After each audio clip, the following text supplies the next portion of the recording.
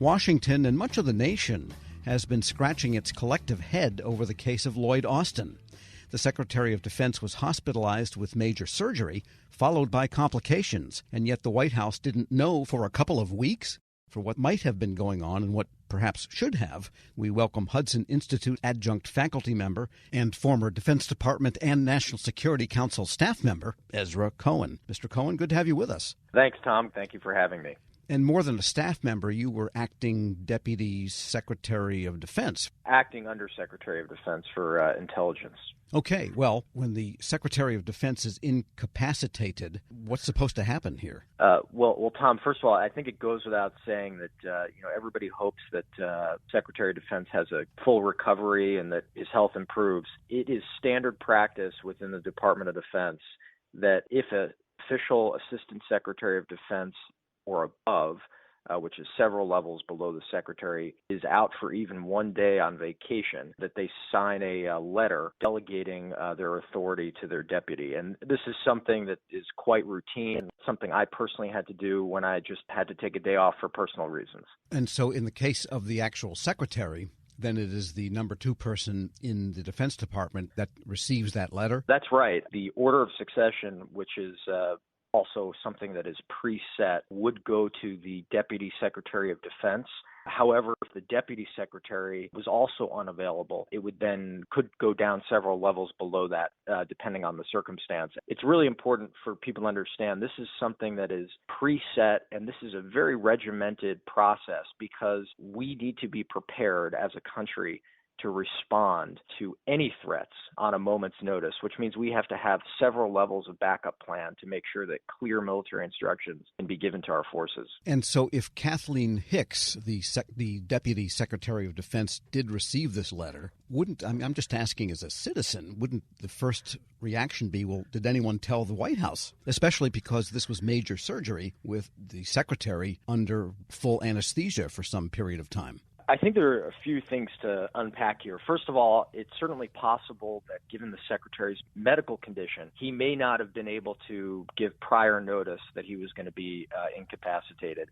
And in that case, it would have passed essentially without that letter being signed, but just through notification from his staff, from the Secretary's staff, the Deputy Secretary's staff. The other issue that I think is very odd is that really anybody, no matter what job you're in, if you're told that you're going to be assuming your boss's responsibility unexpectedly for several days, most people would probably ask why. At least what's being said publicly, it doesn't look like that happened. Yeah, it gets stranger the more this kind of peels away. And we should also state, too, I think, and I'm asking, this is a national security situation, right? If the Secretary of Defense is indeposed. We have two hot wars going on in the world in which the United States has a hand. And, it's not just those low-end conflicts, what I would call low-end conflicts that are ongoing now. The department also has to be ready to respond to what I would call high-end conflicts from huge nation-state actors at any moment. And that ability to respond and that ability for the president to convey clear orders and instructions via the Secretary of Defense to military forces is really at the core of our deterrent ability and our ability to deter our adversaries. And so when that chain is muddled, or even if there's a perception that it's undermined, it could be very inviting to our adversaries. And I think that that's really one of the principal concerns here. We're speaking with Ezra Cohen. He's an adjunct faculty member of the Hudson Institute and a twice-time former acting Undersecretary of Defense. Let me ask you this. In the Pentagon, that's a beehive of activity there. And if you're the Secretary of Defense, you've got a large personal staff. There's even someone to hang up your coat in the morning. And I've seen major generals have people hang up their coats for them, from the outer office, let alone the secretary. How did this not get out sooner? I mean, there's so many people that were probably scratching their heads that were asking, well, shouldn't we call so-and-so? You're absolutely right about that. And I've seen these reports that the reason the information wasn't properly passed either to the White House or to the Deputy Secretary is because the Chief of Staff, and that is the Chief of Staff of the Secretary of Defense's office, was also ill. This is just very hard to believe for a few reasons, and you pointed them out. I mean, the Secretary of Defense has a security detail. There's an executive secretary who brings him papers to sign. He has several military aides, one of whom is a 3-star general officer. There's a deputy chief of staff, and there's an office that's just responsible for patching his telephone calls through. And I could go on. And the fact of the matter is that none of them either passed the information to the deputy secretary's office, or the deputy secretary's office, nobody there, her chief of staff or her military aide, didn't ask the people in the secretary's office for this 4 or 5 day period. It is extremely hard to believe. Yeah, and it's likely, and you covered intelligence and national security and special forces in your Pentagon career. One wonders if this was known by foreign countries, because they have listening posts everywhere, probably at Walter Reed.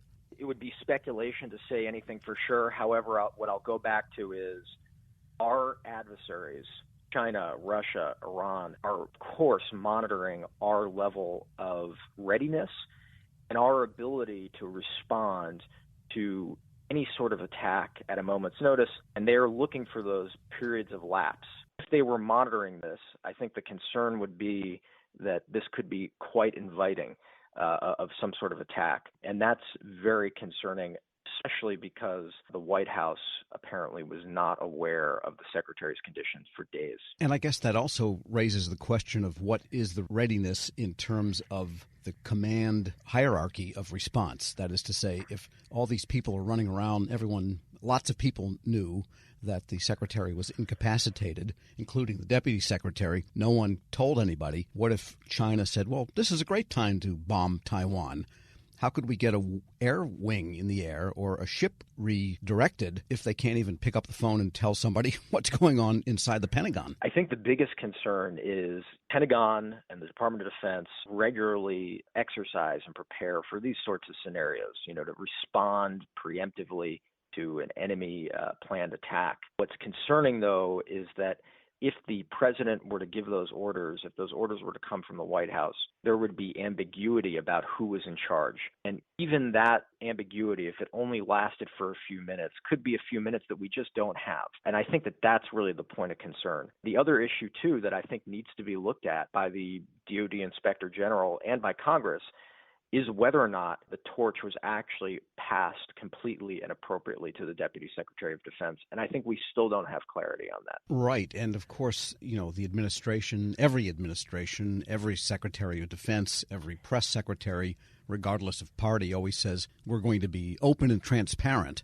and accountable. These are the words you hear as boilerplate. Who is accountable, do you think, in this situation, and what should happen now? Well, there needs to be a very detailed investigation that looks at who was told when, the communications that came in and out of the secretary's office, the communications that came in and out of the deputy secretary's office. I believe that investigation needs to be done by a disinterested third party. I saw that the secretary's chief of staff directed some sort of review yesterday, but of course, that's really not a disinterested third party, and it's quite unusual that a person that may be implicated in the mistake be the one instructing the investigation and also setting the parameters of it. So I think this is really something that the DoD IG needs to review. And, it's always dangerous to impute motivations on people. If you think charitably, it was just oversight on everybody's part. It's like the child drowning in the swimming pool. If everybody's watching, nobody's watching. And so you have a process situation. Could it be worse than that? My concern is not that there was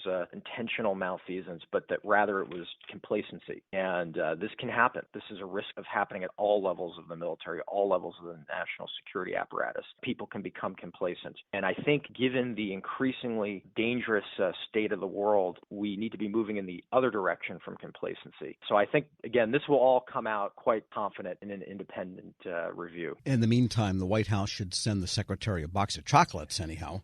I hope he recovers. He's had a long, distinguished career. It certainly seems like this was very serious, that he had to get this operation after being diagnosed with cancer. But, I'm sure everybody wishes him well. As do we. Ezra Cohen is adjunct faculty member of the Hudson Institute and two-time former acting Undersecretary of Defense. Thanks so much for joining me. Thanks, Tom. We'll post this interview at federalnewsnetwork.com/Federal Drive. Subscribe to the Federal Drive wherever you get your podcasts.